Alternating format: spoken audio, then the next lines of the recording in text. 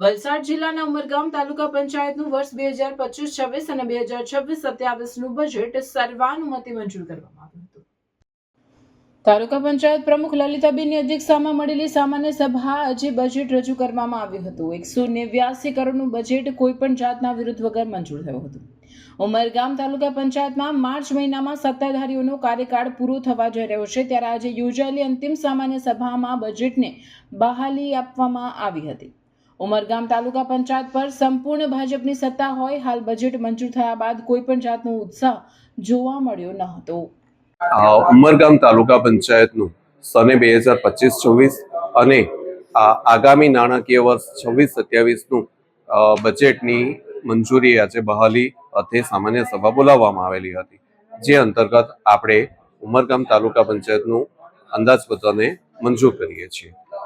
જે મુજબ કુલ બજેટ છે આપણું 189 કરોડ 2,16,147 રૂપિયાનું છે, જેની અંદર અંદાજિત ખર્ચ થનાર છે 113 કરોડ 17,05,000.